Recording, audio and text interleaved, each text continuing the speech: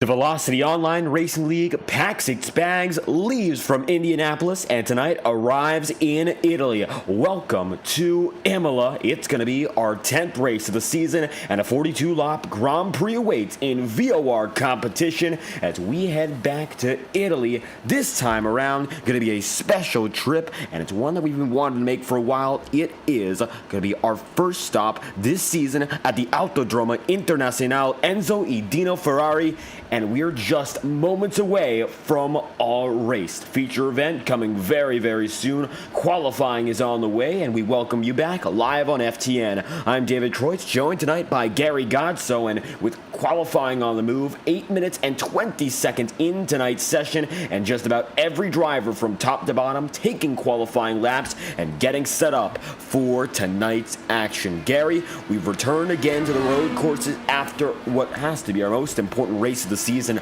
save for the finale in Indianapolis, and that race was a thriller to the very end, a photo finish, and now with the checkered flag at the Brickyard behind us, we're really getting into the full swing of our second half. And these road courses, strategy, very long and flowing. They usually come and go somewhat quicker than the ovals given the nature of road course racing, and it's going to be an opportunity to get back into the groove with twists and turns at a very tricky Grand Prix circuit, and right now qualifying, everyone hoping to set themselves up with nice qualifying laps. So with that being said, how are you feeling as we head back this time to Italy for another international trip?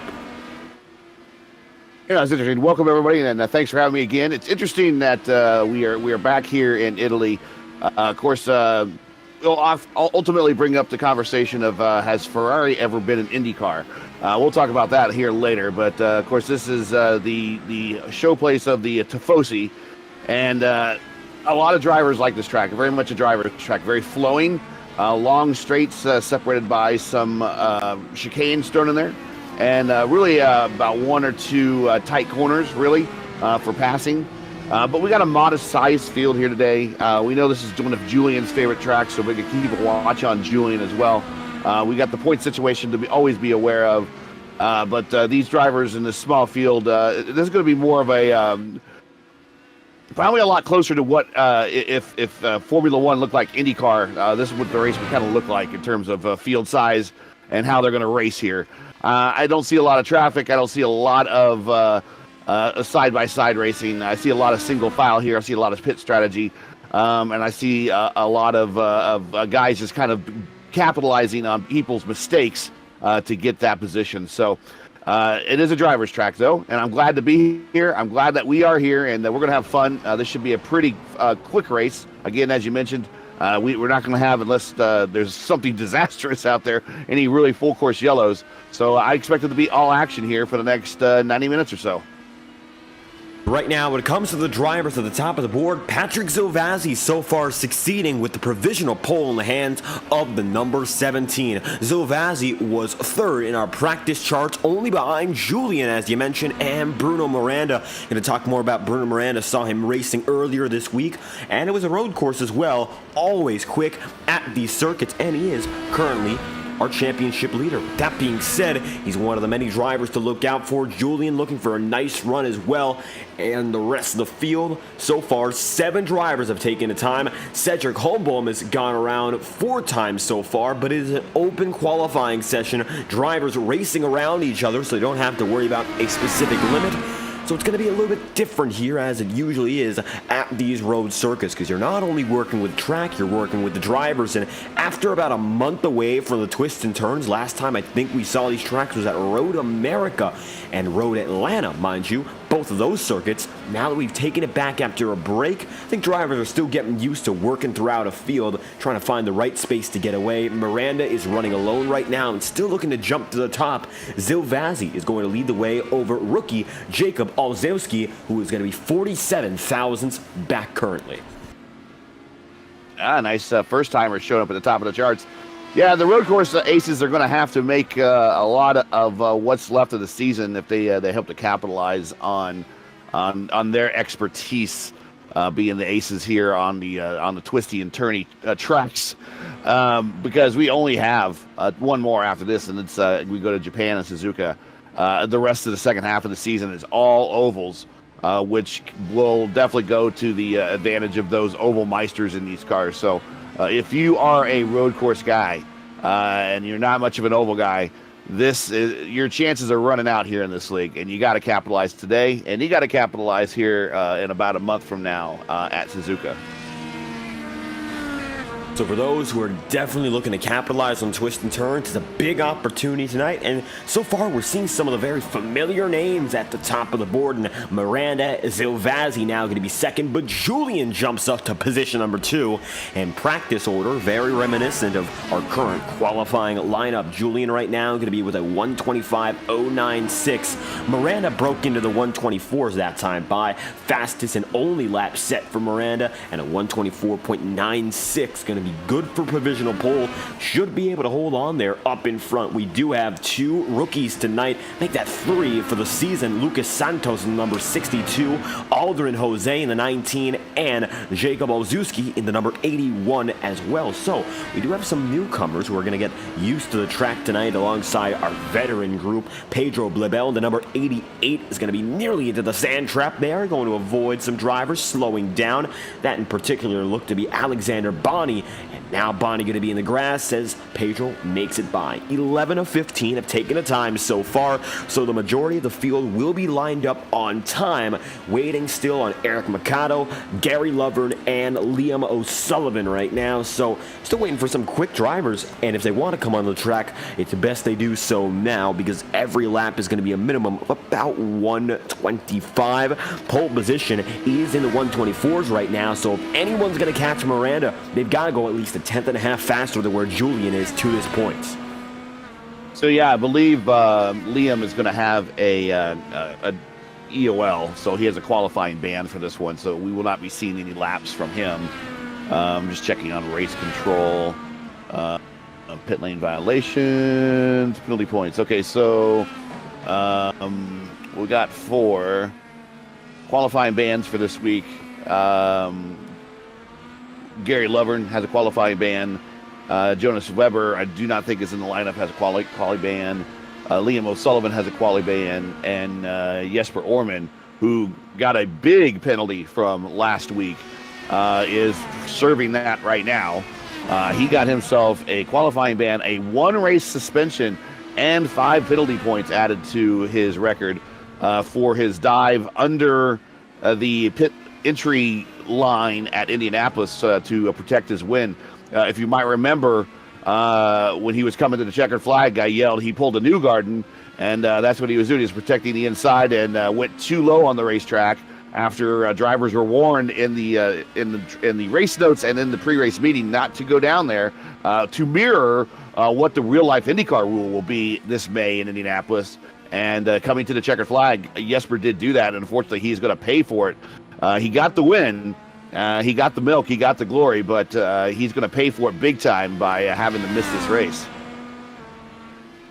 Harsh repercussions for that move, but we knew, of course, coming in, every driver warned about that. Orman, unfortunately, not going to be with us, and he's been strong in these road circuits as well, pulling together some top 5 performances.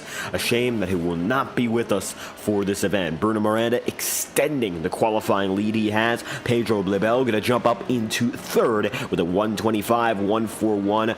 Julian is close to breaking into the 124s, but 0.3 of a second away from where Miranda sits on the timing chart. So it looks like for now, Bruno Miranda in very firm standing to come away with the pole position. 78 looking good. Dan Ench and Alexander Bonney also on track, but it looks like they are calling it a session, and qualifying has concluded from Imola. It is Bruno Miranda at the top of the board.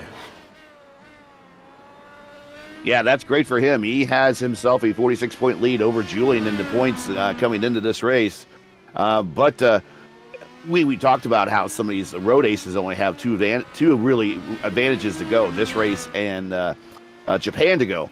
But he is a multifaceted driver, does well on the ovals and well on the road courses, same with Julian. So the battle will continue for these two going after today, but only 46 points. So Julian would really, really, really like to make some ground up on Bruno this week.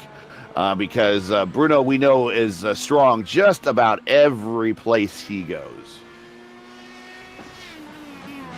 And Julian right now going to be the only driver going for an extra lap, save for Alexander Bonney. Don't think there's much else for Julian here, but we'll figure out if this number 11 has a little bit left in the tank, as it will be Julian making it around one final time, putting 6 complete laps in so far. With a minute remaining, Julian already on the front row, and if we ride on board, you'll see a little bit more about what it's like inside the cockpit. Coming down at the start-finish line this time through, looks like Julian going to end his qualifying run, and it's going to be a 1:25.064, quickest lap for Julian, still 0.3 of a second away. It's a gain, not enough to jump higher, and that will end qualifying with Julian going up a little bit further in the timing sheets, still second in the running order. So our qualifying lineup has been fully decided. And with that being said, Gary, now we know who's starting where from top to bottom. So let's get to know your starting grid in the Imola Grand Prix. Race number 10 of this season, and it's going to be Bruno Miranda at the top of the board. Pole position with a 124.796, and it'll be Julian Altena with the second spot, 125.064. Last lap run of the session, good for runner-up. Then it's going to be third, and Pedro Bebel and Patrick Zilvazi in fourth. Jacob Olszewski is going to be fifth as the rookie driver at the top of the charts. For those who are brand new, Sebastian Kinder is then sixth. Cedric Holmbohm is seventh with a 125.898. Final driver in that category is Aldrin Jose is the rookie in eighth. Matthias Strauss in ninth, and new for the season, Lucas Santos in the number 62 rounds out the top 10. We got Alex Bonney as P11, Dan Inch in P12, and then with the qualifying ban, Liam O'Sullivan in 13th, but lines up according to iRating. Eric Mercado did not have a ban, I believe, but chose not to qualify. Gary Lovern did have a ban. He will line up 15th and last on the grid, but a pretty good spot where if a big accident were to happen when everyone's piling into the first big braking zone, which would be Tamburello, he's in a good position to see and hopefully have everything happen well in front of him. So that's the grid.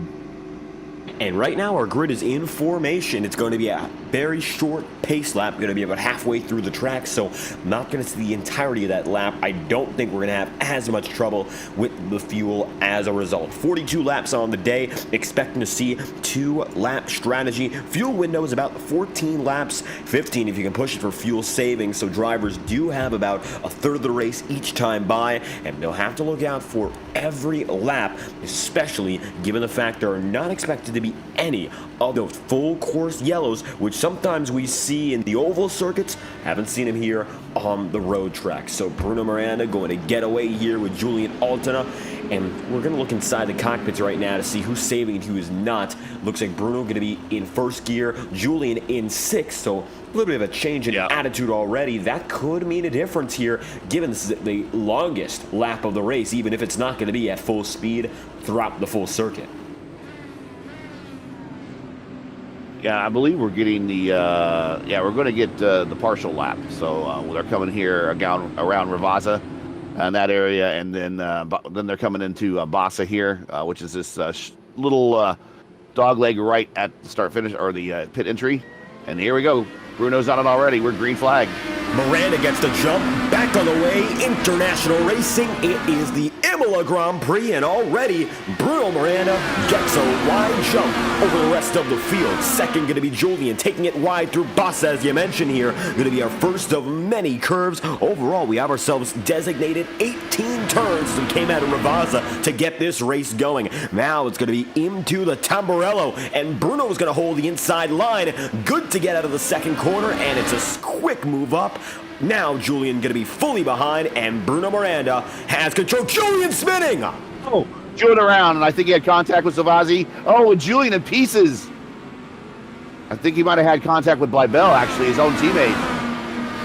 Oh, and the number 11 going to be destroyed on the first lap just out of Tamburello. We're taking a quick look back immediately here. This changes the entire race. And Bruno Miranda, Julian he was on his own.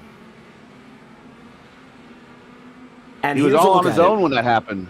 Once again, you're right. It looks like no contact as they came through Tamburello. Julian going to back out, not set up too nicely for the follow-up, and getting away there. Then going into the woodlands, and you can see locking it up. getting loose and no contact with Pedro. Eventually, a few others going to come in and make that contact. Bonnie almost into O'Sullivan.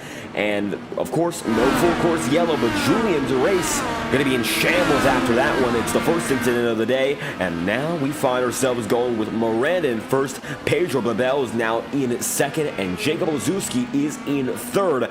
Bruno jumps out to a 1-second lead at the end of the first lap and continues to pull away.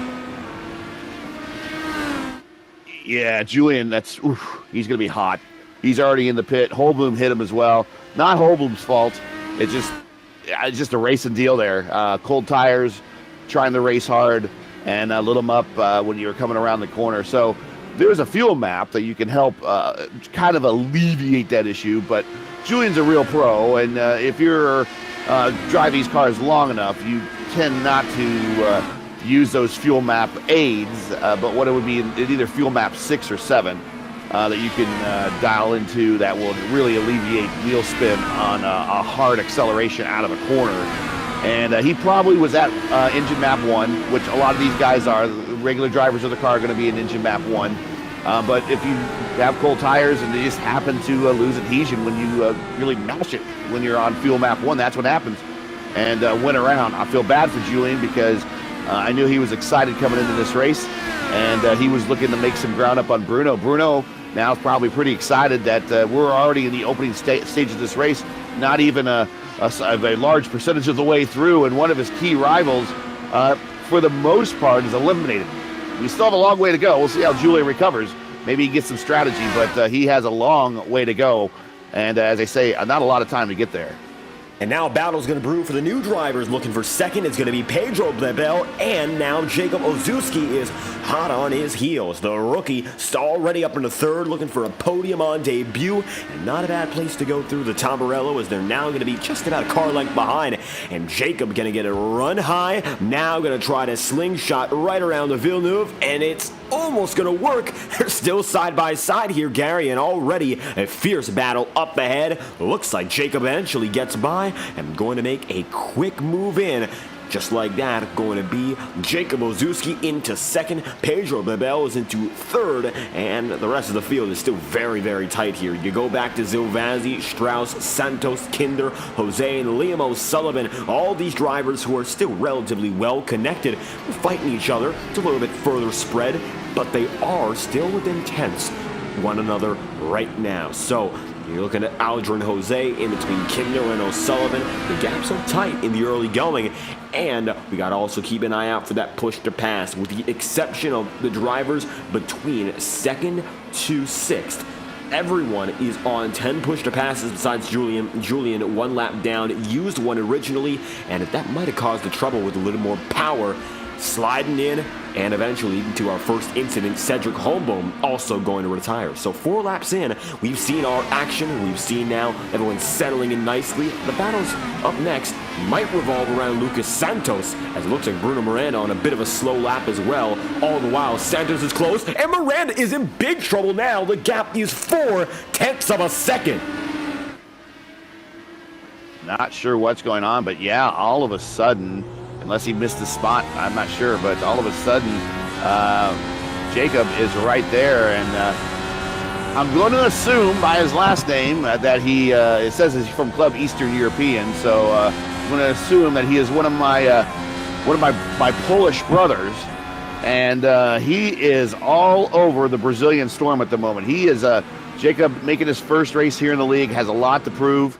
Probably one of the reasons why Pedro had a lot to lose when he was racing him as hard, because now Pedro not only has to worry about his own well-being in the championship as Bruno starts to pull away a little bit. I think Bybel might take a look here real soon. But Pedro also now is a lead driver for that Altina Autosport position, and they are in the Drivers' Championship. And now he has to worry not only about his own well-being, but now his team's well-being, with Julian falling back to the back of the pack with that early incident.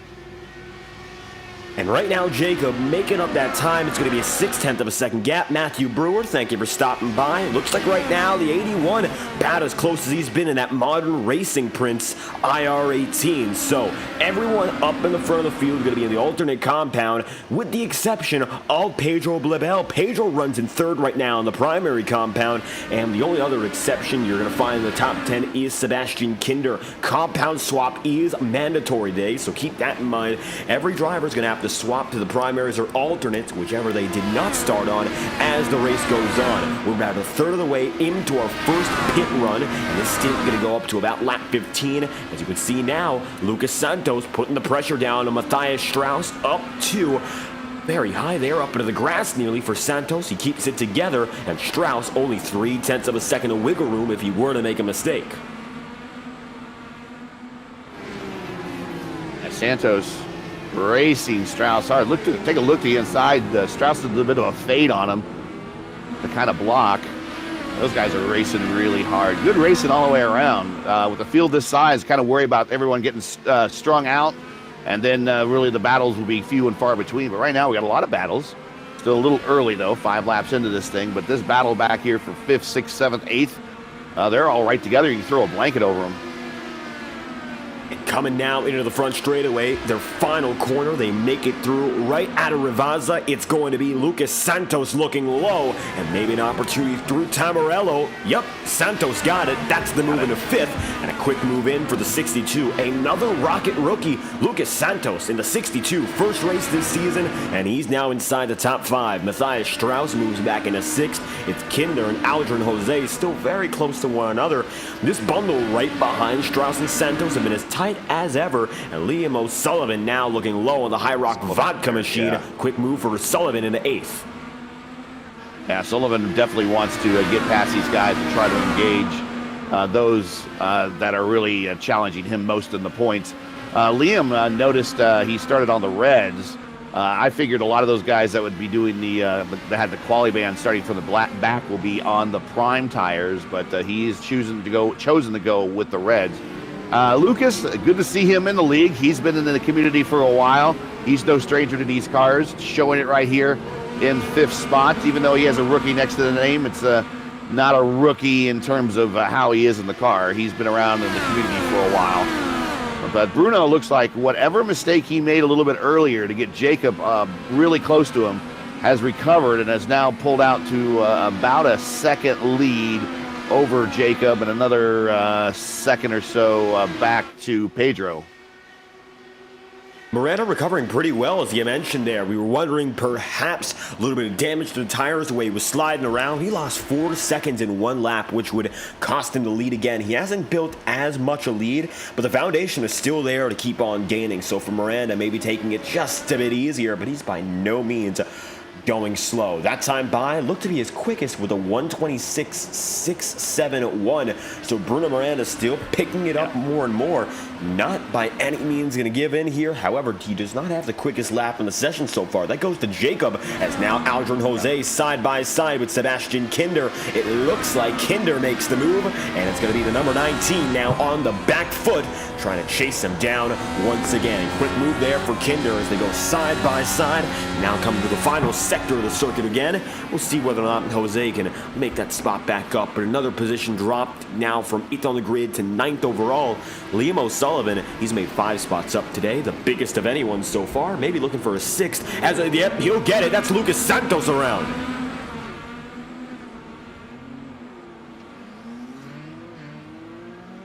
Yeah, that's Santos coming out of one of the slow speed corners.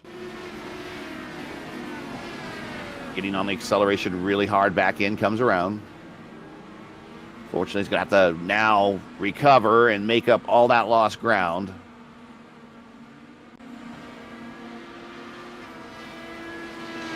Luckily, not too much damage. Lucas going to get back on the way. 6 seconds behind, however, where he was before. An unfortunate circumstance for the number 62. Now you look in front. It's still going to be a tight battle here. Aldrin Jose getting up to the back bumper with Sebastian Kinder. Right now, one driver on the push to pass is Gary Lovern. However, he is not in any proximity to another driver, currently speaking. 9 push to passes, most drivers have that, and it looks like now maybe Liam O'Sullivan going to be down to 8, but everyone else looking close on that number, and O'Sullivan getting right behind Matthias Strauss here as they're heading around, hoping not to repeat the same experience as the number 62 just had. Another opportunity, this time by quick laps and make it closer and closer to the Variante Alta once again. That's, of course, where Lucas Santos found his trouble. Now a chance to repeat in another sense and go for a pass. Liam O'Sullivan just a few tenths out. Give everyone an idea of what the IndyCar pace around here is in comparison to the Formula One pace. The official track record, and the way Formula One does it is that they do always track records, so the fastest lap is whatever is turned during the race, not during qualifying. I prefer the ultimate lap during qualifying, 3 wide there, coming into front stretch here for a little bit further back in the pack. Spread out. But IndyCars are about 10 seconds a lap slower, give or take. The Grand Prix layout lap record is a 1:15.4. The unofficial all-time track record in qualifying, that's what the one I ultimately look for comparison, is a 1:13.6 set by Valtteri Bottas. And let's see, what year was that? I think 2020. The race record is held by Lewis Hamilton, who did that 1:15.4 during the race back in 2020. So the IndyCar's a little bit more wieldy, heavier, longer, not as big as of an engine. They don't have all the customized little carbon fiber parts that the Formula One cars do. Those guys are really, really light, and they can fly around this place. Also, not as much downforce. Ooh. Buzz Aldrin Jose there sending it into the Alta area. But IndyCar is about 10 seconds a lap slower. So go ahead. That's the big comparison between these cars and the Formula One cars. Well, you mentioned Aldrin Jose there. That sends Matthias Strauss back 2.5 seconds. A bit of a dive in. That's going to move Aldrin Jose up into 7th as we were watching the battle between Patrick Zilvazzi and Pedro Blabel there. It looks like Zilvazzi going to make it up into 3rd. 7/10 of a second back now is Pedro. And overall, 10 laps in out of 42, starting to see a little more separation from driver to driver, which is going to become more the norm as this race goes by. Miranda, 1/8 of a second lead, still with the advantage overall, but that time by slightly slower, give or take 4/100ths of a second. So for Bruno Miranda, got to be looking in the rearview mirrors perhaps, or maybe not. You got to look more forward and try to avoid another mistake. That first one nearly a killer for his race, and right now with a steady 1/8 advantage, an opportunity to just keep it there, wait for the next set of rubber. Perhaps he's going to swap his compound here, cut his losses early, and go for the primaries. And the primaries haven't worked all too bad for the drivers who have chosen them. Right now, Pedro Blabel just going to be passed for 4th. However, Liam O'Sullivan has been on the up and up, and as it stands, he's up to 5th. He's up to 5th. You look one spot back, though, there's another driver, and that's the other man in the primaries. That's Sebastian Kinder, who's made it up into 6th. So overall, not a bad opportunity for the drivers to go for the primaries and see how they work out in this second stint. Of the limited sample of drivers we have, those who are up in front with the primaries, they've succeeded so far. Maybe we'll expect to see more in just a few laps' time. But Jacob gained about 2/10 of a second through that lap. Yeah, we were riding on board Liam O'Sullivan a little while ago, and he was back in, I believe, the 6th, 7th, 8th, 9th battle back in there, and he's moved around all those guys really quickly. He is up to 5th, but he's on the prime tires. The prime tires seem to be the best performing tires right now because Pedro was high as 2nd at the start of this race, and now he's back to 4th, and he's on the prime tire.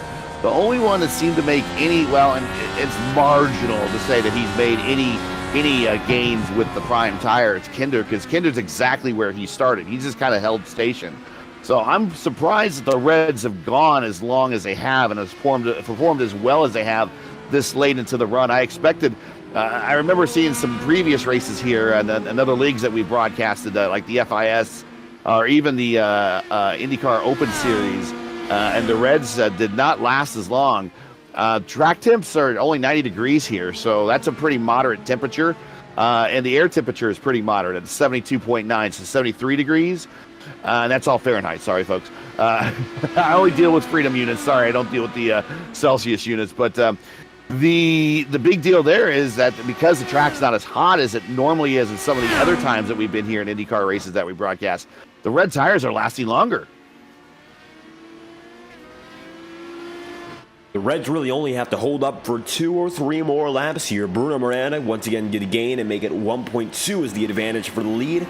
Now we're looking further back to Adrian Jose catching up to one of our drivers on the prime rubber in Sebastian Kinder. That time by Jose and Kinder about 0.04 of a second separate, rather 14 thousandths, an even tighter gap now as they come around for the most recent loop of scoring.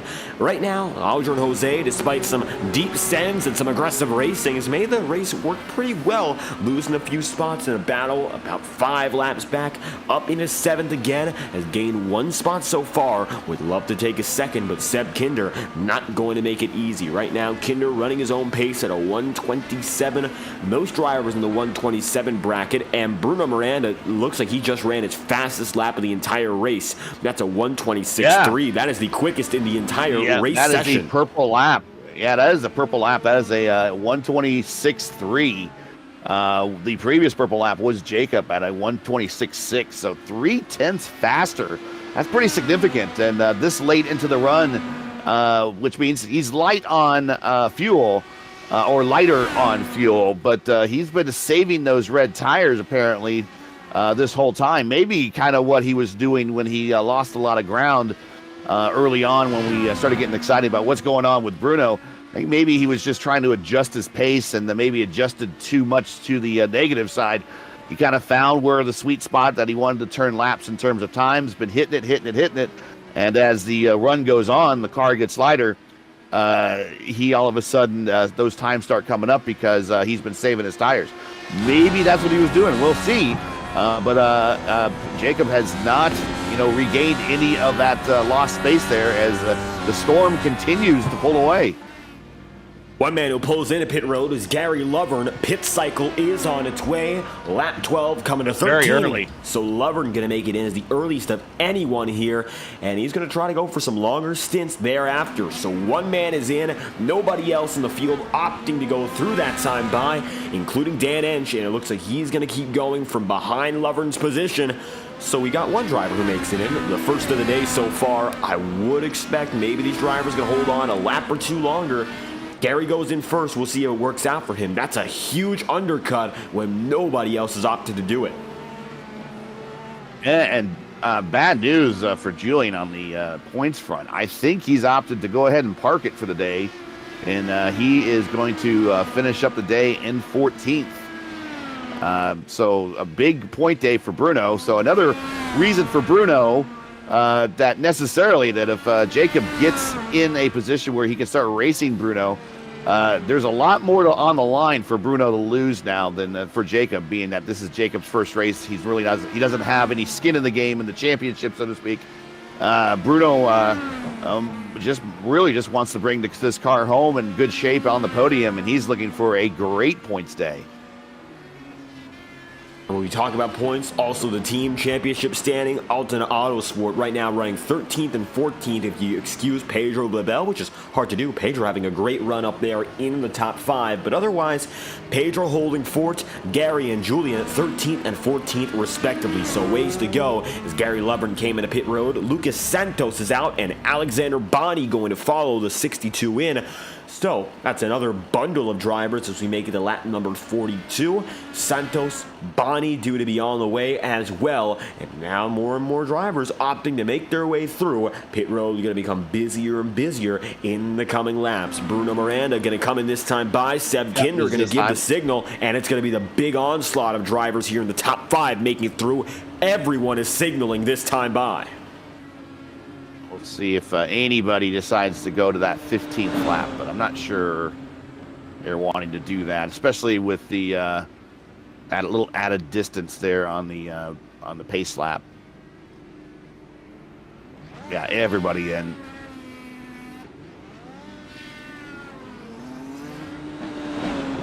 Bruno Miranda out and ahead first. He's going to get the clear advantage off of pit road as we watch our pit exit camera. Miranda out and on the way. Then it's going to be from there immediately after Jacob Olszewski and Patrick Zilvazzi due to come out next, but a comment regarding pit rules, so we'll see whether or not Zilvazzi gets a penalty from that one. Pedro Blabel going to be on the way. Now Liam O'Sullivan, and after O'Sullivan comes Seb Kinder, Aldrin Jose. Eric Mercado stays out for a 15th lap. He's still on the way, and it looks like he's the one and only who chooses to go for such an opportunity. Mercado jumps up to 6th as a result, but it's going to be a temporary gain here as he does something substantially different. Yeah, let me watch if Silvazzi had a... Ooh, yeah. He rolled through a lot of spots. And that is going to be... I don't know when that pit penalty will be issued, but we see that a lot after the race. But Patrick did not stay far to the left, and he immediately rolled to the concrete, which is the pads for the pit stalls, and he rolled the majority down pit road through those concrete stalls, and you're not supposed to do that here in VOR. In VOR, you're supposed to stay to the left or in the high-speed lane, which, let's say for Indianapolis, which is that far right lane down pit road, and then as you get within 3 or 4 spots of your spot is when you can come down and eventually work your way down to your spot go by merging left. And he did not do that at all. So that is going to be a penalty of some sort, whether it be later in this race or for the next race. Zilvazzi right now running third. It might just be penalty points if we keep an eye on the number 88. Pedro with a quick pass Pedro on gets around Zilvazzi. him. Yeah, it's a good pass. And just as they get things going for lap 16 into the Tamarello, the 88 makes the move, gets inside the podium, and waiting to get back up there for a while. Pedro Blabel with a risky pass, but it all works out to move up to third. Now it's going to be Eric Mercado down to pit road on a 16-lap run. That's going to be the move down and in. The final driver to pit road is Aldrin Jose, still chasing the number 97.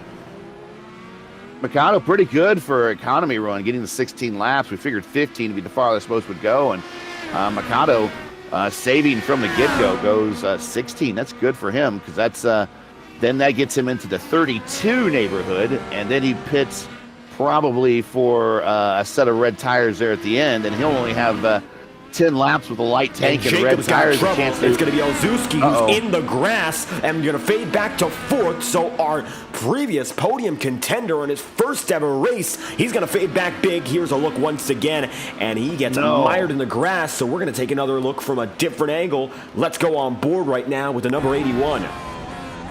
Yeah, so he hits that inside curb a little hard, upsets the car. So these cars, you can pop the curbs. But you can't really pop them super hard here with these cars. They don't like to leave the ground, so to speak. And he left the ground a little bit, upset the car. And then as he comes into the next corner, he turns the wheel. The back end just was never really settled from popping that first corner, and he just comes right on around. And that is that's a costly little mistake for him because it lost 2 spots. And he lost them to 2 really good drivers. So then he's going to have to fight now to get back up where he was. In the meantime, that's great news for Bruno, who is now 12 seconds ahead of everybody. Lucas Santos down to pit road. It appears the 62 is going to come in once again. So an unscheduled pit stop as Lucas Santos opts to go through. Looks like it's actually going to be a penalty there as he passes right by, drops him down into 11th, right behind Alexander Bonney. Gary Lovern, Dan Ench on pit road, tentatively speaking. Jacob going to fall back into third. Yeah, Lovern had a rear wing just before his stop. Well, actually, right now, if you put the camera on him, as a matter of fact, Lovern's rear wing is floating around. So he had some sort of contact. He's going to have to hit pit road and get that repaired. That car will be not very fun to handle without the rear wing. And there come the leaders, or at least second and third place right around them. Watching Lovern, and we're seeing how the rear wing is flopping around. That's going to be pit road again, and that's another incident for Altena Autosport, their second big incident of which, and it's going to be damage that should be reparable. We'll see whether or not Gary gets back on the track, however. Bruno Moran has an 11-second lead, so no worries of holding where he is. Right now, Lucas Santos is chasing down Alexander Boni as they make it on lap 17 now. It's going to be Santos 0.6 of a second behind. Lost those positions previously due to that pass-through penalty. Now coming back after the fact, Alexander Boni within arm's reach should be able to make a fight for it here if he can keep up with Boni's pace. In the 128s, Boni is, and that time by for Lucas Santos wasn't a validated lap. However, he looks to be running a few tenths faster, and at the line we'll get full confirmation. There's a 138 that time by. I think he's about the same pace, just of course pit road exit going to slow down that lap substantially.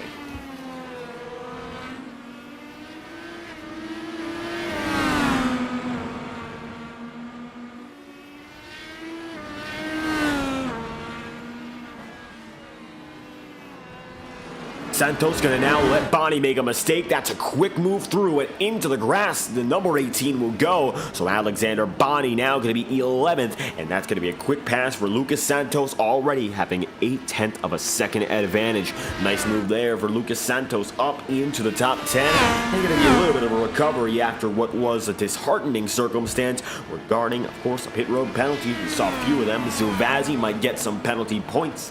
And we'll keep an eye out for that story as well. Lucas Santos up into 10th, and now everyone is largely spread out. Don't think there's a gap within 1 second on the track at all any longer.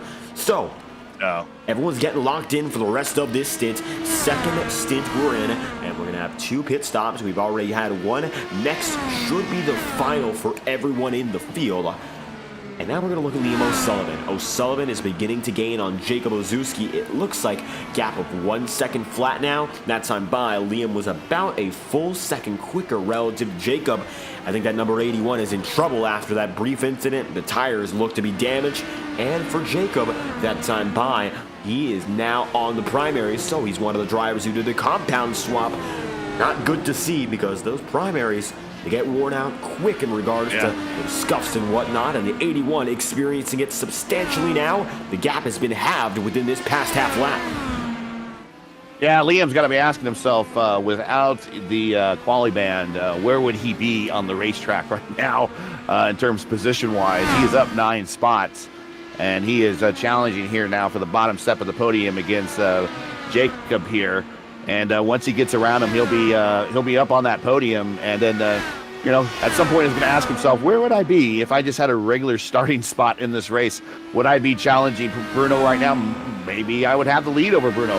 I think over the course of this race so far, Liam has been the fastest, or one of the fastest cars in terms of average pace around this place, as he's been traveling in a lot of traffic, but he's been passing all those guys. So clearly one of the fastest cars on the racetrack. And right now, watching the battle for the podium, still developing. Looks like O'Sullivan not quite as quick on this lap, making the gains, and now settling in. Bruno Moran still a ways out from the rest of the field, and that's the way it's been for the better half of this first 20-lap stint. Miranda, despite that one mistake, has recovered nicely, now putting more laps away, and coming to the halfway point, some lap traffic also going to get involved, and you're looking now, it looks like Dan Ench, Gary Lovern, Julian Altena lappers, Denver's drivers like Lucas Santos or Eric Mercado, and also looking just ahead of Liam O'Sullivan and Jacob Ozelski, they have Pedro Lebel ahead, and that might come into play if, of course, Pedro were to make a mistake. But 0.3 of a second now, O'Sullivan gaining big. And we'll see whether or not he chooses to use a push to pass. He does. Both on the button right now. And now the 63. Actually, Liam was on the button only. Sorry, Jacob chose not to push the button. Well, it looks like for O'Sullivan it's going to work out. He takes the spot and moves into third, and he's going to get it out of Tom Morello. Now getting on the push to pass looks to be the big key to his success. It's another move in for O'Sullivan inside the podium. That will move Jacob back to fourth. Nice move there. Is now 21 laps in. Liam O'Sullivan holds control of the third position, and it looks like he's got it there with Jacob Ozuski slowly but surely fighting back. But we'll see if he can get back there on pace, of course, getting himself back into a rhythm. but 7/10 back already and still growing that lead out. Looks like Lima in firm ground to keep his spot. It looks like Julian wanted to come up into the booth and chat for a little while. We weren't watching the guests in the booth, but sorry, Julian. We'll get you a little bit later, I'm sure. So while we got some time and we got some separation here between many of these cars, of course, this is the home of Ferrari. Now, when we talk, Jacob just, not sure just who flashed out. Was that Silvazzi? Someone flashed out. It might have been Jacob just for a second, but he's back. But Liam O'Sullivan pulls away. O'Sullivan now 1.1 seconds down the road. But this is the home of Ferrari. And for those that are curious, Ferrari has participated in the Indy 500 only once. They did it in 1952. And it was Alberto Ascari in his one and only Indy 500 appearance. He drove a Ferrari in that particular race. Beyond that, the closest that we ever had Ferrari joining the series, and there's been talk here recently, but it was in the back in the mid-'80s where Formula One was going to be doing one of their cost-cutting measures. And really, Ferrari, for them, this is a business. They put the Formula One cars on the race course so they can sell their high-end cars in the showroom on Monday. So they race on Sunday, sell on Monday, just like we do here in the United States. But he doesn't really want to cut any of his staff because then they'd be taking trade secrets and whatnot to another car maker out there. So what he wanted to do is keep all of his people employed. And the best way to keep people employed is just to invest in another racing series. So back in 85, 86, 84, 85, 86, they started looking very seriously in IndyCar to the point that they actually fabricated a car and they put an engine in it. And they actually did one installation lap with that car, and that was it. They only made one lap with the engine and the chassis. It is now, I believe the car is in a museum. It might actually be in the possession of the Indianapolis Motor Speedway, as a matter of fact, for their Hall of Fame museum. If not, it's probably definitely within the Ferrari museum for sure. But Michele Alboreto drove that one lap for the car. And they were going to be the works team for eventually Bobby Rahal's team in '86. Of course, Rahal won the 500 that year in a March chassis, but the next year he was going to be in the Ferrari chassis. And then Formula One decided that they would not initiate all of those cost-saving cuts, and that was then the red light for the IndyCar program at the time, and then the green light for Ferrari to continue their build and all their employees to focus in on Formula One. In recent times, as early as late as 2022 and 2023, there was rumors that Ferrari would be thinking about bringing an engine to IndyCar. But Ferrari, for whatever reason, doesn't just want to do really an engine. They want to be involved from the chassis all the way to the engine. That way they can kind of keep some of their secrets in-house. In a spec series, a lot of those secrets are kind of exposed a little bit, so to speak. And they were talking about making an appearance back in IndyCar. And I don't think they were as serious as they were back in the 80s as they in this latest attempt. Most of it had to do with the way that they didn't like really the cost-saving cuts that they were doing on the current cars and making the current cars look weird in a certain way. But they decided to keep the focus on Formula One and kind of use IndyCar as a bit of a threat. Because nothing really serious came of that. But that is your history of Ferrari in IndyCar. A lot of flirting, but never really taking it all the way, so to speak. Watching a few of these drivers as you were discussing that, and overall, Imola, best known, of course, for its Grand Prix racing. We mentioned a few of the lap records overall, such as the race lap and the ultimate lap record. And when it comes to Formula One, the flirting with IndyCar goes in multiple directions. You can go back historically, as you mentioned, March in particular with Rahal. You look at Ferrari's story overall, but one thing that came to mind, and we've discussed it earlier in the campaign, is the multiple engines that we see in open-wheel racing here in the States, and how at one point in time, of course, it was Lotus that was providing for a little bit just a few years. Actually, I think it was only 2012. Some supplies when it came to engines there. Regards to Imola, just reminding us, of course, of Grand Prix racing. Now, the Imola GP, something we do see, and I believe it's coming up on the schedule even still, May 19th this year. And I'm thinking fans around the world hoping we perhaps see a little more parity when it comes to F1 racing. That's still, of course, been in discussion for quite a while. But that's just going to be the way the story goes year after year. It's, of course, perhaps something we're not going to see for quite a while. With that being said, here in Imola, we're seeing the racing, and well, first, when we look at it, Max Verstappen, the winningest driver of that Grand Prix since 2020, been held 3 times over. He's got 2 of those victories, and last time around of this circuit, it was in 2022. Italy, of course, a strong racing history when you look all throughout, not only in terms of Grand Prix racing, but in other disciplines as well.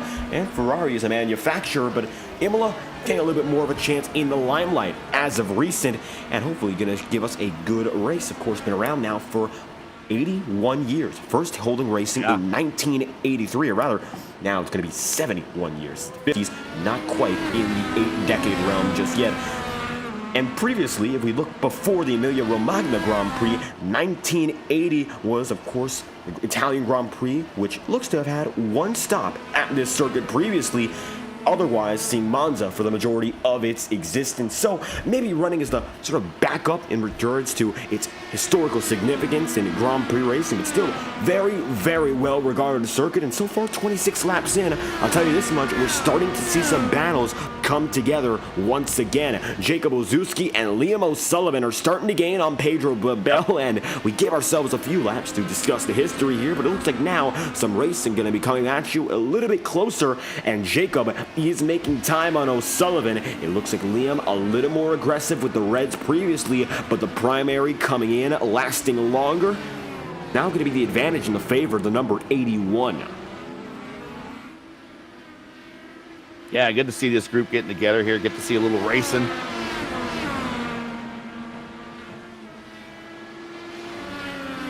Six tenths back, Jacob gonna remain. That time by, he ran a 1:27.172, only about half a second off of his overall fastest lap, whereas Liam O'Sullivan ran a 1:27.827, which is more similar to the drivers ahead of him. So Jacob was the fastest driver on the circuit that time by, and you gotta wonder, how can he get back up to second here? It looks like there's still an opportunity to get up into second. He is still very tight with both Pedro and Liam O'Sullivan, but previously he had that spot before a little bit of a spin, sending him topsy-turvy, put him back into 4th. However, they're all bundled up once again, and now coming right out of the 18th and final turn on the circuit, making it all the way through. It's going to be lap number 27 for leading company, and it looks like Pedro still holding on to that second spot. Well, if you noticed, and I've been watching my ticker, Pedro up to Miranda at one point was 12 seconds. That's down 10.5. So Pedro has cut into Bruno's lead a little bit. I don't think Bruno has to drive as hard as he does where he is. He does have a bit of a cushion that he can. But Pedro doesn't have that luxury and is continuing to push here because he has 2 cars very hungrily tracking him down. And they want that second step just as bad as he wants it. So I suspect that these guys will gain a little bit closer to Miranda as they continue to race each other and run hard. And Miranda just kind of biding his time. And as they get within a certain zone, whatever zone Miranda has mentally marked in his head there, he might just start racing a little bit harder and increase his pace and pull away again. But right now, this battle for second has resulted as a little bit closer for the battle for first. Instead of 12 seconds, it's now inside of 10 seconds. 2 drivers just made it down to pit road. Lucas Santos and Alexander Boni are both running in on a 12-lap stint. So they're going to come through respectively. And now it's going to be 0.3 of a second apiece for these 3 drivers. Liam O'Sullivan making gains. He's definitely on the button here, looking at the way he flies up to the outside. Here comes Sullivan on the outside. Wow. And he made little work of it, really.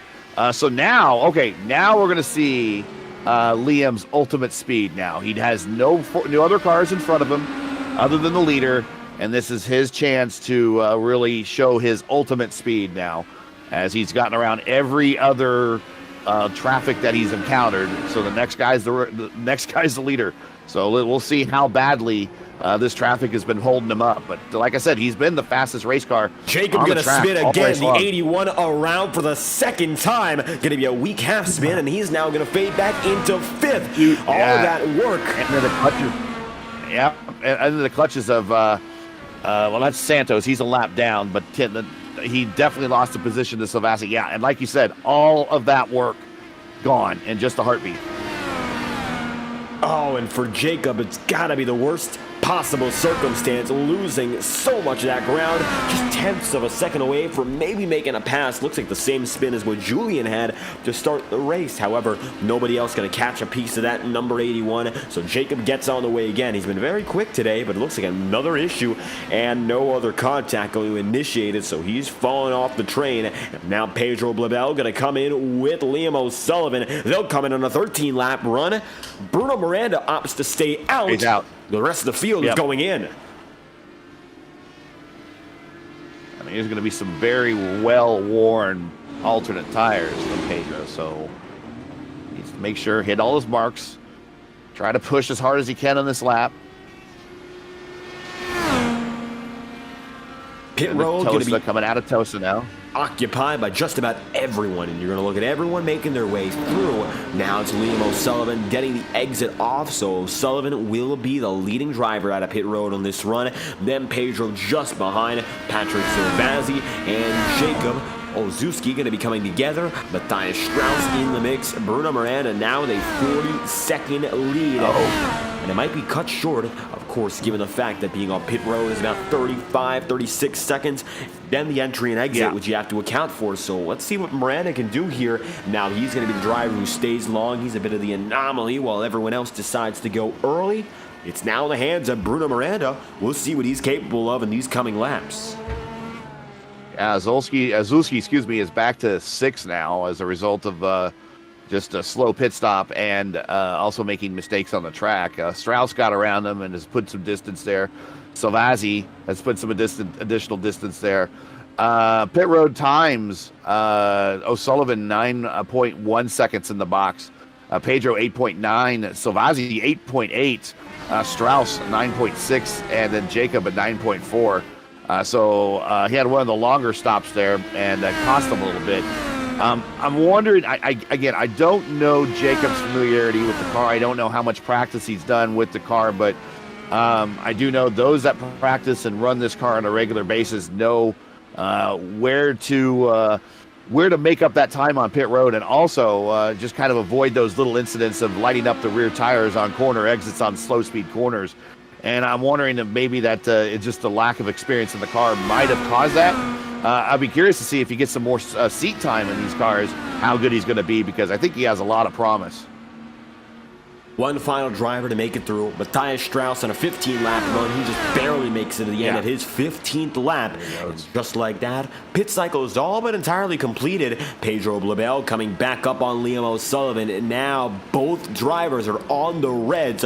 Your leaders, first and second, are on primaries, and that's because O'Sullivan, of course, the second man, is on the white walls, and for the time being, gotta wonder what can he do, because he's gonna come in with a better pace late, but with 13 laps to go, losing this spot could be detrimental, and he's still got a lot of fight there in the number 88 right behind him, and he can't give in so easily. Yeah, he's got to push. He's got to push really hard. Pedro also has a little bit of a cushion back to Silvazzi, so he wants to push real hard as well. And also, Pedro's got to keep in mind that he's racing for his entire team right now. His entire team has had just not a great day. So he is trying to carry his entire team on his back in the points championship. So, like I said, it's a double-edged sword here for Liam. O'Sullivan with a quarter of a second lead. We'll see if Pedro gets on the jets here. It looks like he is on the green. So is O'Sullivan. Yep. He's going to send it. And there's Good contact. Big contact for Pedro. The front wing is gone into Tamarello. Liam O'Sullivan gets away, and it looks like for Babel, not so much. The 88 has big damage. I'm not quite sure what Liam has, but it's huge contact, and it once again got a lot of damage for the number 88. Looks like the front wing is back now, but damage and track position comes at once. Yeah, these cars like Transformers, this new wing snaps into place. So that bodes well for Pedro. But I mean, that's just right back to what I was saying. I mean, Pedro has to race for his entire team right now. He really wanted that position. I would have thought bigger picture there. But he is really wanting that. He's not really concerned about the bigger picture, apparently. What probably makes him better on a road course than me. Well, Pedro gets back on the way, and I don't think he's done fighting here. Keep in mind, for Liam O'Sullivan, he's down to 3 push-to-passes. Patrick Zilvazzi has 4. Pedro has 7. So he's got an advantage in that regard. And now Patrick going to go down to 3 using it, and he's on the button. Yeah, that whole battle cost him another 3 seconds to the leader. So Miranda, I was kind of hoping that these guys would get organized, and here's Savazzi on the outside. He's going to try the same thing, but nope, thinks better of it, tucks back in. I was kind of thinking these guys would maybe cooperate a little bit more, and there it is, O'Sullivan taking a defensive line here through Villeneuve. They're coming up to Tosa, and they're going to have a bit of a straightaway here. Oh, and there's a bit of a mistake on corner exit there for Liam.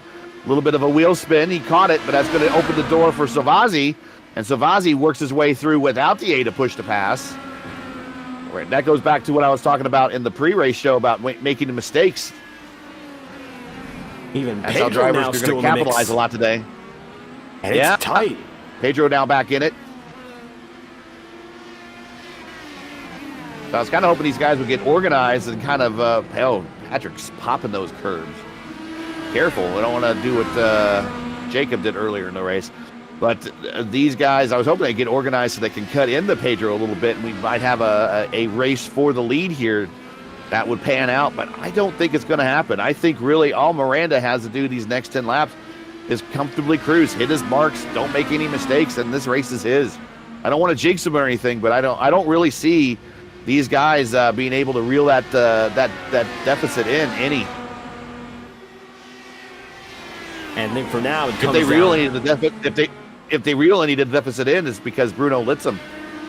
For now, 14 seconds ahead right now, Zilvazzi. Then you look back to O'Sullivan and Blabel, who battle each other, and that is their biggest focus. Liam O'Sullivan right now going to be coming through in 3rd, and he's got about a 1/4 of a second advantage over Pedro. Not a major advantage by any means, and of course Pedro with the most important advantage of all the drivers on the track right now. He has 7 push-to-passes, which is only less than the quantity that Aldrin Jose and Matthias Strauss hold. Dan Ench has all 10, but I still don't think he has that button bound for a push to pass.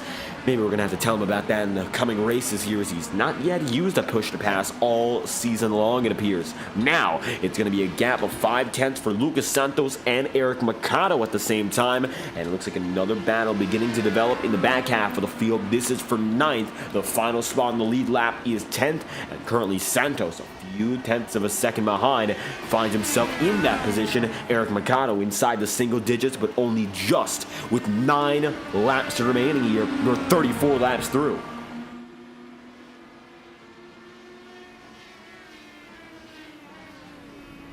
Oh, Santos off in Villeneuve. And big trouble for the number 62 while the leaders go side by side. Pedro gonna dump deep, and he goes right into Tamarello with an inch to spare, and he still goes wide.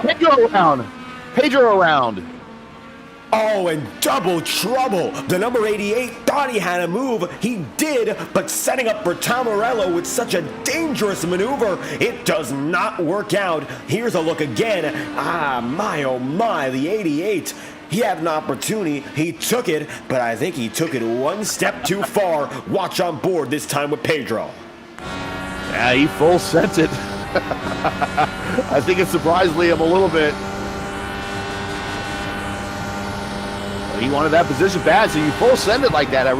That kind of interrupts your braking points, and you get into a corner a little bit deeper that you haven't practiced in at speed all day long. You're just going to give it your first shot. You know, some drivers can hold it, some drivers can't, and sometimes you can't because the car is not capable of holding it. And this late in the run with tires that well worn, it's going to be tough to keep the car underneath you when you full set it into a corner under heavy braking. So maybe a strategical call gone bad for Pedro. I don't know. But again, like I said, he needs to be thinking bigger picture now with not only his points in the championship, but for his team. He is the lead car for his team. And he is continuing to let positions by and costing points for that team championship. What a move that was, and it's lucky that anyone else was not caught up in it. That's going to put O'Sullivan back in third. Jacob Buzuski is going to be now in fourth, and with Jacob running in fourth, he's about 3.5 seconds off of O'Sullivan, but no real opportunity to get up there. Lucas Santos disconnects on the behalf of course, his incident, giving way to more troubles for the 62 team than they can afford. Dan Ench is going to be 2 laps down now. Looks like he's going to let Patrick Zovazzi go right by, and the 52 as it stands going to be running in 11th, holding his own and getting by Lucas Santos. That's going to move him just outside of the top 10. Alexander Bonney now going to be 1 lap down as well. Looks like he just got put one down in the 18. A little bit of a struggle off of the corners. You can see him getting a little loose, keeping it together just barely, and although he keeps it on the track, Bonney not the smoothest of days as Eric Mercado comes across the stripe here, and he's going to move through. He's the final man on the lead lap with Bruno Miranda chasing him down. It's going to be a total of 7 laps remaining. That's the goal here from here on out for number 78. Bruno Miranda up ahead and advantageous. The 16-second lead thanks to all the shenanigans behind. Yeah. Really keeping that 78 up ahead. Yeah, and Santos, by punching out, he could have gone a couple more laps if he wanted to, another 3 or 4 more laps, and then it would have locked in 12th spot for him. But Gary Lovern's actually going to make a position up on if he keeps everything going for the remainder of this race. He's only 4 laps behind Santos at this point on the standings with 7 to go. So Lovern will actually move up a spot. So, I mean, there's some valuable points there that are still on the table that you kind of letting go. Santos been making his first start, though, not really worried about the championship, just kind of making his first start in the series, getting his feet wet. But Lovern continuing to get out there and chug and make up points where he can, so he'll get a little bit there. But right now, Bruno now 16 seconds out in front. Matthias this Strauss race in trouble done, inside the gravel trap. There's the number 8, and another driver going to go sliding. Strauss doesn't look to lose a position, but he will go for a wild ride. Yeah, that's a lack of concentration there as we're getting into the final stages of this race. And that, you know, when I said this is Bruno's race, really, you know, maybe I jinx him. Maybe he loses a moment of focus as well. You still gotta run the race.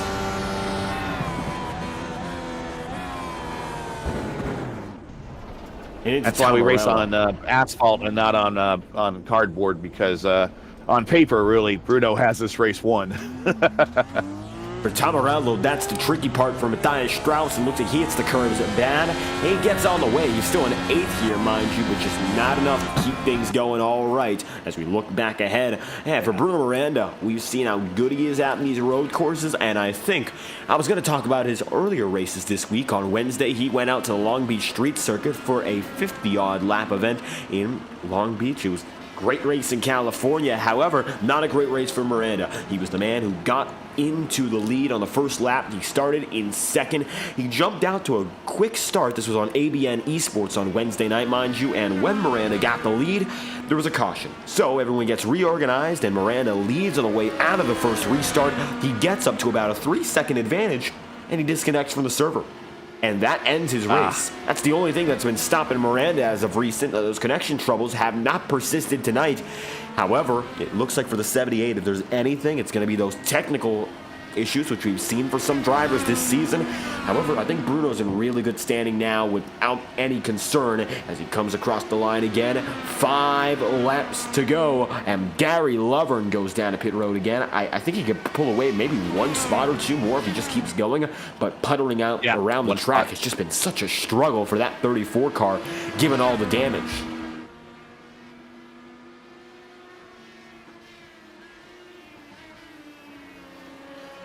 And we're going to a track next week for a doubleheader, Gateway. And that is the type of track that Bruno does very well at. Of course, you know that the last doubleheader we had was at Phoenix, and he won one of the 2 doubleheader races. So it's going to be a similar scenario on a track that drives somewhat similarly to Phoenix. Not identical, but somewhat identical. So I suspect Bruno next week will probably be looking once again to capitalize on a track that kind of caters to his strengths.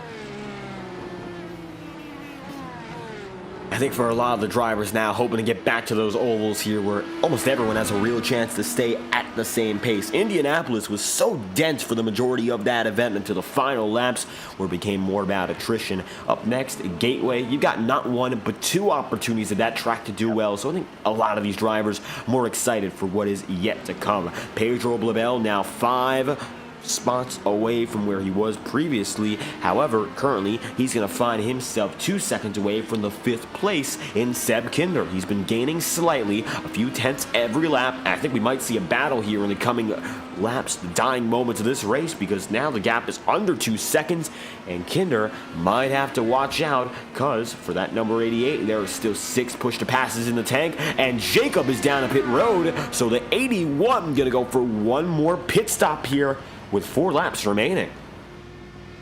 Yeah, interesting. He went 14 on the current stint.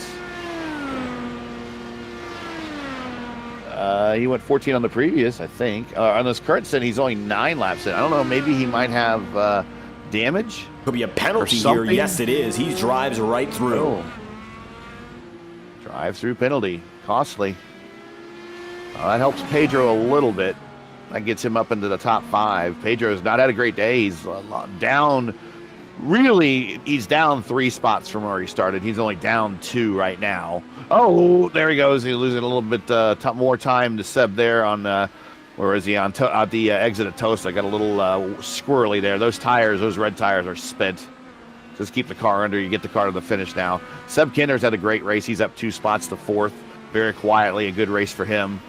Liam O'Sullivan's got to keep asking himself, what if he is up 10 spots to 3rd.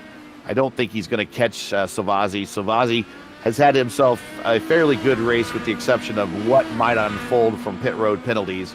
But he is right now in 2nd, 18 seconds back from Miranda. Miranda just cruising.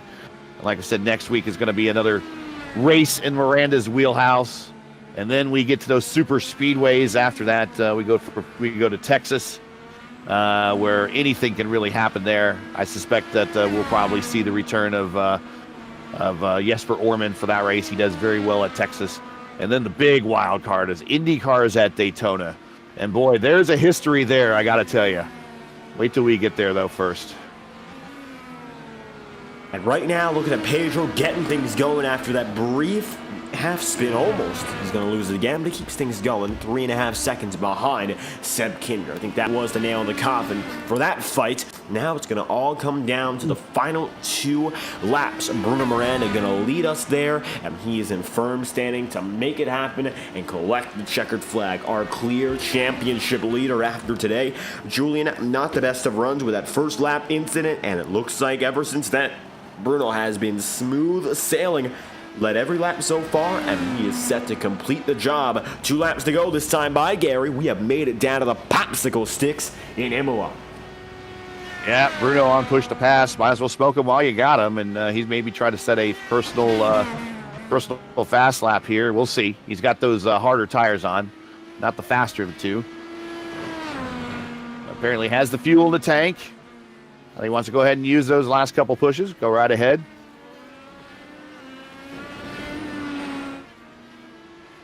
And and beginning to use them up all now with an 18-second lead.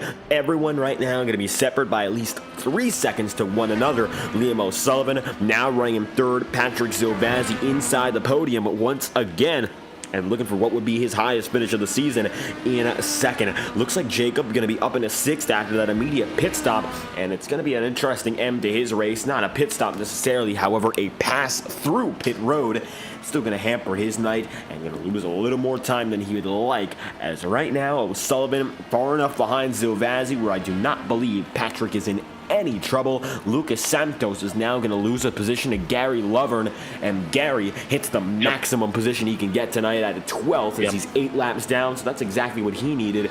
And Gary Lovern now is slowing down here, letting the driver by, and his tenure, not a very successful one here in Imola. However, he's hung on given all the challenges, and he's made it up to 12th, getting just a little bit more of those extra points, and that's exactly what he needs to do here, giving Pedro with a little bit of trouble. White flag is out. Bruno Miranda going to be the man who gets through first.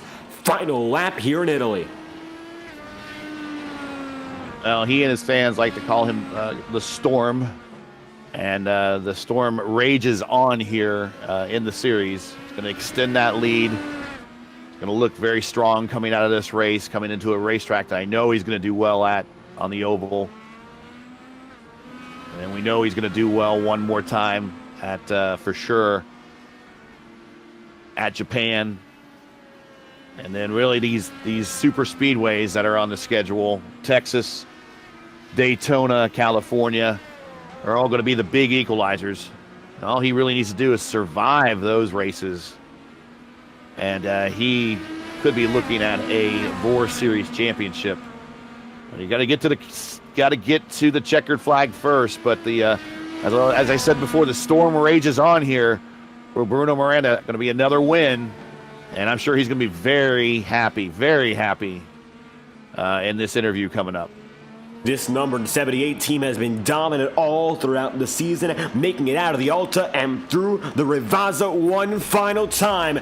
Bruno Miranda collects the checkered flag, leading every lap today, and wins in Imola. What a performance there for the number 78, as your podium is still due to be decided in Patrick Zilvazzi second and Liam O'Sullivan due to round the final corner, then in third.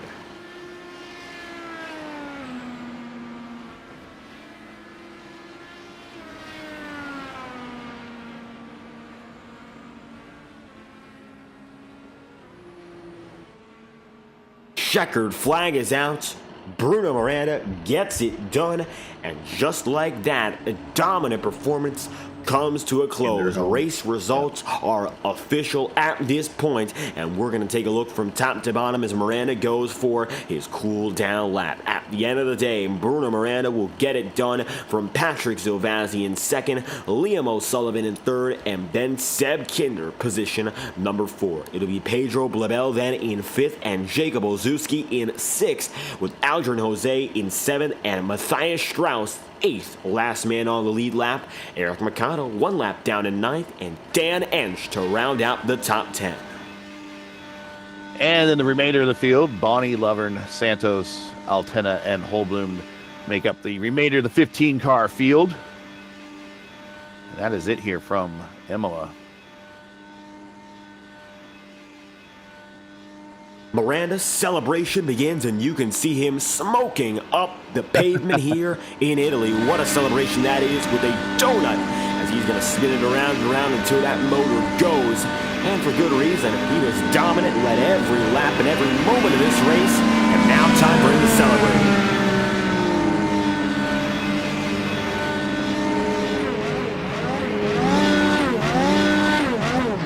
Yeah, a lot of people, we watch him do some donuts there. A lot of people don't realize that the tradition of doing donuts post-win has really started in IndyCar. That really started with Alex Zanardi back in the mid-'90s. He was the one that kind of started the donuts. And now everybody does a donut, but you can thank IndyCar for that. But Bruno led all but 2 laps, dominated day, started on the pole. Finished the race, led the most laps, got the didn't get the purple lap, didn't quite get the grand slam, but still in the way that he dominated this race, might as well receive the Grand Slam anyways, because the win on the pole there, the two biggest things, leading the most laps, but not all of them. He did not get the purple lap. Purple lap went to Jacob a little bit earlier in the race on lap 31. Bruno set his fastest lap in the first stint there on lap 13 toward the end. But a dominant day. No Grand Slam, but that's not indicative of the type of dominance he had today. Certainly an effort to be proud of there for Bruno Miranda. Tell you this much, the entirety of our top three is standing by here. Gary and Liam O'Sullivan going to be coming up first. Let's get a word from our third place finisher. You're standing by with Liam O'Sullivan. Hey, Liam, got you up here in the booth with David and Gary. You kind of hit me up with a DM saying, hey, you got a long race ahead of me, basically going to start from pit road. You got on the podium. After all that, you got to kind of wonder yourself, where would have you finished if you didn't have to do that quali ban? I think second. I think Bruno's so fast on these like road courses. It's ridiculous. I've got a lot of work to do, which is why the Logitech G29 is going into retirement, and hope Fanatec will after 5 years of good service of the Logitech. But yeah, great race. Could have maybe held on to second. I made a slight error on the blacks, but it's like I knew they were all over me and had to defend like a rock there at the end. But yeah. That moment with Pedro right there in the chicane area. He snuck up on you, and then another time you guys had contact. I kind of questioned kind of the aggressiveness of Pedro at the time, specifically because he was kind of the only car that was still in contingent for his team, and in terms of the points, the team points championship. Kind of surprised to be raced that hard at that point in the race by Pedro, or is that to be expected? I mean, I'm only going to say this nicely, but he's set a precedent with how you have to race him. He's on 8 penalty points out of 9, which means I think it's a race or season ban. I'm sure he's a really nice guy, but this started at Milwaukee where he blocked me for 200 laps. Road America, he nearly drove in the back of me. And that I'm like, he just needs to, I'm sure he's a great driver, but my opinion, he just needs to calm it down a bit, because it's like you're on the outside of turn 1. Like, where are you going to go with that? And then the second time I was going to let him have it. It's like, fair play, you've done me on the inside. Like, right. I wasn't expecting that. But then he just spun himself, which I was going to let him have it for a great move. But it's, like I said, he's set a precedent with the way he races people. And I don't want to be all like anti him. Like I said, I'm sure he's a great driver. But I'll leave it to Julian, because it's, in my opinion, it's the same thing as we saw with him. Just like Patrick passed me fine. Like, I made a mistake and he waited for it. Right. Pedro is just so I don't want to like have a go at him, because I know he's a nice guy, but it's, yeah, I just think he could have waited a bit more. But otherwise, it was a great race, and I had to defend like that, and I held my line, and there wasn't actually any contact on the first one. He just missed the corner and went over the curves with me. So yeah, my view of it was he was never gonna get anywhere with that move. Well, that aside, I think you got to be pretty pleased about your performance today. Like I was saying during the broadcast, that you kind of got to ask yourself. At one point, you were the fastest guy out there, obviously passing everybody. You got to ask yourself where would I would have been if I didn't get the quali ban. But you are in a good spot. No penalties, it looks like, at least right now, going into next week. So you don't have that quali ban going into the ovals at Gateway with that double header. So. And also, the big thing is with the exception of Savazzi and Miranda, you were ahead of everybody else that you needed to be ahead of to make some way in the points championship. So, all in all, I would imagine you have a good day, and you probably have some shout-outs to people you want to say hi to. So, go right ahead. Yeah, firstly, shout out to the points I've gained in the Rookie of the Season Championship. Secondly, thanks to Writer Engineering again. Shouted them out on Saturday as well. Double podium weekend. Pretty nice. Great with Josh, Matthias, been fun all week, training for this race. And Jonas, again, any drivers who looking to join on the roadside, always we're always looking out. Want to thank mum and dad who I know are watching, um, and any friends watching. And then again, I said it yesterday, but coming back from my Kenya trip, I'd like to shout the Hand in Hand charity who support local kids in Kenya, getting them into school and getting them out of troubled past and families, to supporting them to give them the same opportunity as everyone else. But yeah, good race, and look forward to Gateway. All right. Well, congratulations. Go celebrate the bottom step of the podium. P3 tonight for Liam O'Sullivan. Thanks, guys.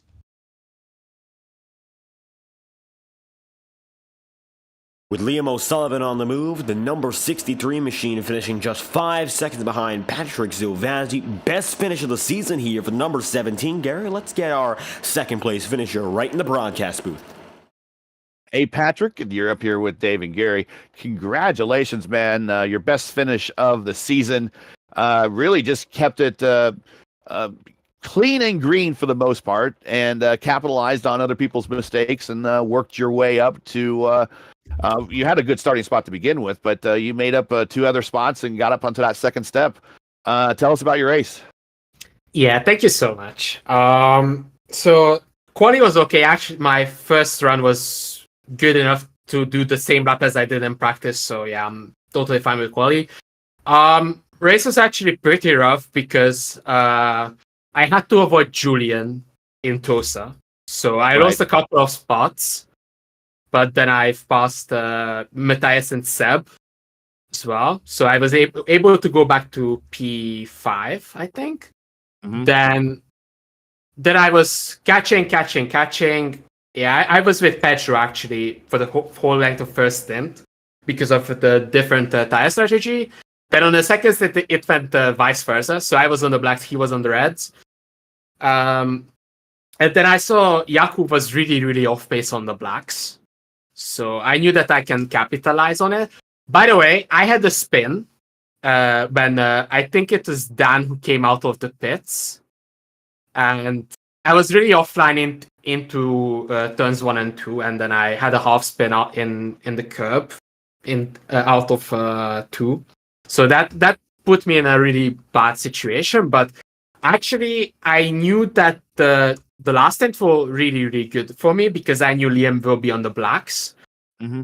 And I was able to catch up. Then I saw Jakub spawn, and then Liam and Pedro had their battles, and then it actually really made it back for the end of the stint. So yeah, I saw Pedro had damage, and then pit lane came. Liam on the blacks, Pedro was on the reds. That's when they had their contact, I think, in the last stint.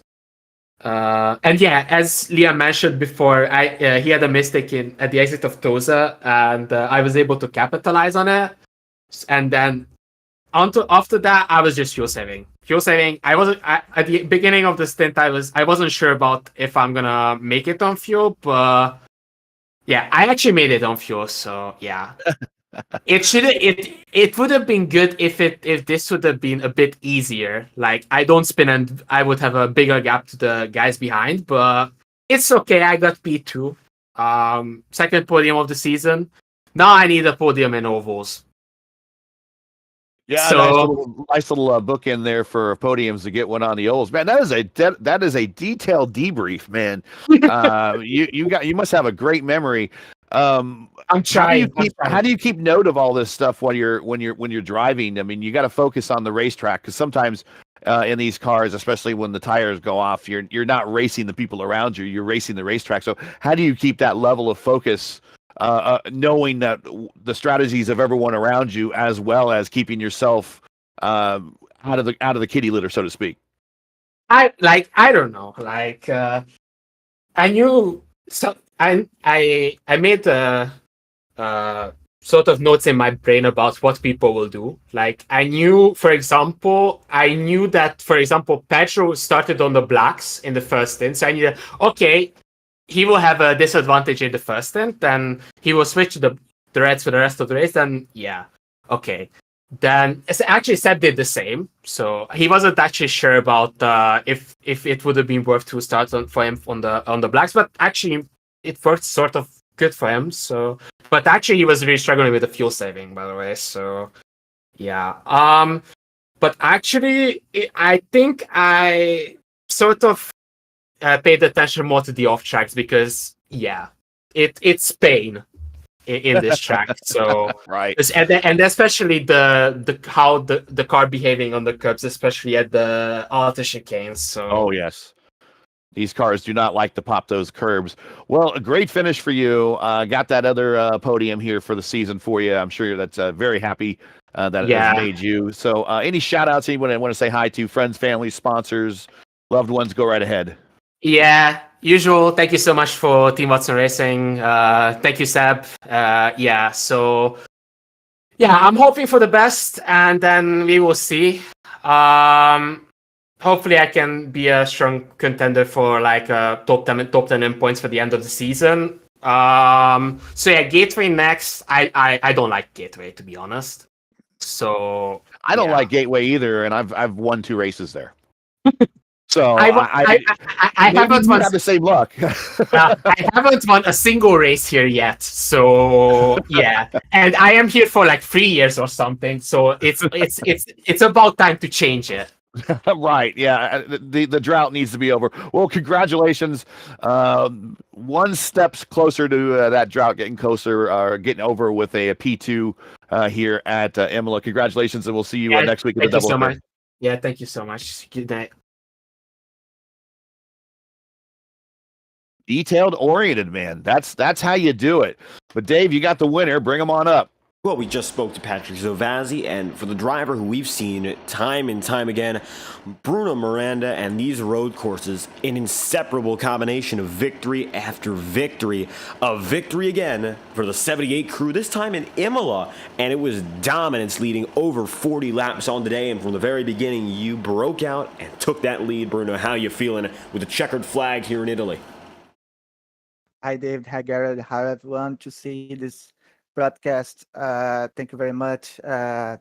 Today, difficult race because save the fuel, save a lot of fuel in this race. And in the first stint, I took some mistake in the last turn, and I had a long slow down, and I surfed the pressure from the second place, and I saved the fuel at the same time. Is difficult, and I not use the save the fuel to 15 laps, so I took 40 laps, and I take in the second stint to use the 15 laps to consume, and the last thing to use the primary tires to use can push it more can I put. So the race difficult. Unfortunately, Julian surfed the accident in the first lap. Julian's very fast in the qualifying, and congratulations, Patrick and Lion, for the race and for the podium. You mentioned the importance there, talking about the stints and whatnot. We saw that first hiccup in the first stint and how many seconds you lost, going down to about a half-second lead. But overall, that was the biggest mistake of the entire night, and you kept the lead from there. So what was it like working with the first stint and the second stint, having to work with the 15, 14 lap stints going pretty long, and since there's no cautions, you just have to keep on going to build that lead, which you eventually did, but it wasn't easy with all the pressure you mentioned there, everyone keeping you very close after that first little hiccup. Yeah, it's difficult to set the fuel in this condition. So I can't push in the final of the stint. I need to one more lap to save fuel, and I decide to save the fuel in the second stint, and it can push it more. I can in the last laps in the first stint, and very difficult in that situation. And despite the difficulties, this 78 crew works it all out, puts it together, and gets victory lane. Before, of course, we head back to the ovals. It's a doubleheader. Last time we saw a doubleheader, which was at Phoenix, you won in one of those events, and you got a race win there on the ovals. Again, maybe a chance at Gateway, coming back up with one of the shorter left-handed circuits. You think there's an opportunity maybe to go for one of these races, if not two, and extend that championship lead? I hope so. I love the gateway. I heard the David Gary don't like the gateway, but But I I've won love 2 races there. I don't like it, but the place agrees with me. so I love this track. And I love oval techno tracks. I love short tracks. I love oval tracks. So I hope to end or stay in the top 5 in these 2 races. Well, an opportunity to stay inside the top 5 and go for more twice next week, but another win here at the road courses and keeping that dominant streak up in the twists and turns. Bruno Miranda, you win today here in Imola. You have any final shout-outs you'd like to give out? Oh, thank you, Dave. Thank you, Gary, so much to this broadcast. Thank you, my team, VOR eSports. Thank you, Gregorio Dusso, my team owner, and my teammates, and saw this broadcast. Thank you very much, everybody. Thank you, Julian, for the organization for this championship, and thank you, guys. Thank you very much. Bruno Miranda, the number 78 race winner, we thank you again for your time. Bruno Miranda, the final driver we speak to, your race winner on the day. Dominance for the number 78, winning over Patrick Silvazzi in second and Liam O'Sullivan in first here, Gary. And we wrap up our action here from Imola. An exciting race for certain here in Italy before we head back for a doubleheader and double trouble in Gateway. And you mentioned not too big a fan of the circuit, but we got 2 races maybe to switch your opinion around and give us some good racing. Hopefully we get some of that good action we've seen to the ovals previously this season. Of course, doubleheader, always more exciting with that different format. Yeah, so we're going to get, like we did at Phoenix, we'll get 1 race in the earlier portion of the evening where it's more daylight, the track is hotter. Then there'll be a race then. Second race will be in the evening where the lights will be on and the track will be a little bit cooler. If you remember, when we did that in Phoenix, the first race, we saw a whole host of people go to the front that we didn't see again in the second race because the track conditions changed. So it gives people that are really good with a hot, slippery track a race to do well in, and then the people that like a cooler, tighter track, they'll do better in the evening race. And we saw, we saw basically different podiums in each race. So we'll probably see that here again at Gateway. But it's good to be here again, and it's good that this championship really it's still, there's still a lot left to be played, and it's still, we got some things that we can still see happen. And I think the big 2 wild card races on the schedule are certainly Daytona, but probably Texas as well, as we can see if they turn into pack races, especially at Texas, big wrecks happening, and championship implications, if you will, might occur in some of those races. So a lot still left to play for here in the VOR series.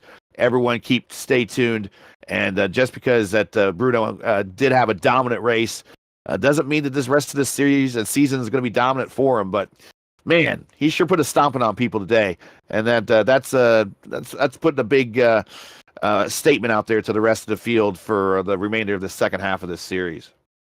Another great run for Bruno Miranda, and he's been so successful here at these road circuits, doing it once again, this time in Imola. We thank you all for watching tonight's presentation of the Imola Grand Prix. This is race 10 of the VOR IR18 series, and we will be back next week for races 11 and 12. Going to be an exciting conclusion this second half, getting going with some high-speed ovals and some wild card racing, and we hope you join us for the rest of the journey. I'm David Kreutz, tonight joined alongside Gary Godso. If you enjoyed our presentation, make sure to leave a like on the stream and subscribe to the channel. Your support is always greatly appreciated. We'll be back next Monday on FTN with the Integrity Ignite series at Texas Motor Speedway.